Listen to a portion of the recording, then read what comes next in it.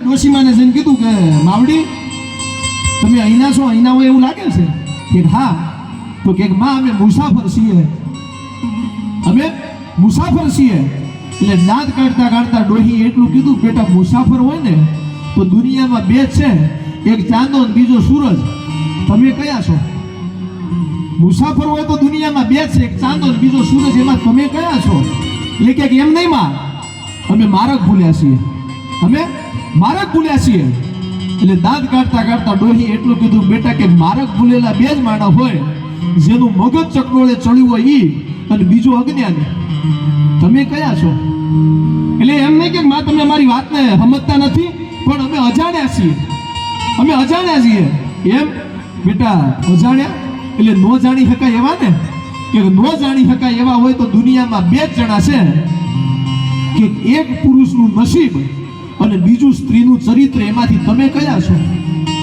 અજાણ્યા હોય દુનિયામાં નો જાણી શકાય એવા હોય તો બે જ જણા છે, એક સ્ત્રીનું ચરિત્ર અને બીજું પુરુષનું કિસ્મત. એમાં તમે કયા છો? એટલે ફરીથી બોલાવે કીધું કે એમ નહીં માં, અમે પરદેશી છીએ. કવિ કાલિદાસે કીધું અમે પરદેશી છીએ. કે બેટા પરદેશી હોય તો દુનિયામાં બે જ જણા છે, એક વાયે ઉડેલું પંખી અને બીજો શરીરમાં આવેલો જીવ. એમાંથી તમે કયા છો? એટલે જતા જતા પેલા એમ કીધું કે માં તમે આમ મજાક કરો સારું ન લાગે, આગળ બેઠા ને એ આપણા રાજા છે, મહારાજા છે.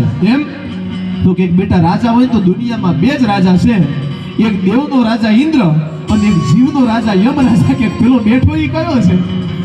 એટલે એમ કીધું કે માં હવે રહેવા દો, અમે હાર્યા. અને ત્યારે દોહીએ દાંત કાઢતા કાઢતા કીધું કે બેટા હારેલા હોય તો દુનિયામાં બે જ જણા છે, એક ગરજવાન અને બીજો દીકરીનો બાપ. એમાં તમે કયા છો? હા. પણ મહાન રાજા રાજા ભોજ રાજી થતો હતો કે એક સાડા વીણમાં વેળી મારી ગામની ડોશીની અંદર આટલું જ્ઞાન હોય તો વિદ્વાનોમાં કેટલું જ્ઞાન હશે. બે જણા નીકળ્યા, કાલિદાસ અને રાજા ભોજ. એમાં ઘટના એવી બની, પેલું થોડી વાર માટે રહેવા દો, પૂરતે તો ભાઈ નાસ્તો બાકી પછી રહેવા દો કાર્યક્રમ આપણો. હા થોડી વાર મૂકી દો ભાઈ, અમને ફૂલો છે જખમ ખાય છે, તમે ન સાંભળો ત્યારે ફરિયાદ ક્યાં કરવી. થોડી વાર મૂકી દો મારા ભાઈ. હા એટલે ટૂંકમાં આપણે વાત કરી દો. આમાં શું છે, હવે નાસ્તાનું ચડ્યું સ્ટકરોળ. એટલે રાજા ભોજ અને કાલિદાસ બે જણા નીકળે મામા. એમાં કાલિદાસે રાજા ભોજને કીધું કે મહારાજા એક નાનકડી વાત જીવનમાં યાદ રાખજો. કે શું?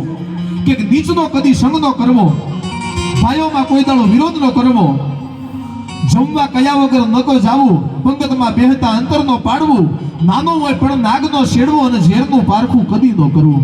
દુનિયામાં આટલી વસ્તુ યાદ રાખજો કે ઝેરનું કદી પારખું ન કરવું, જમવા કયા વગર કોઈ દાડો ન જવું.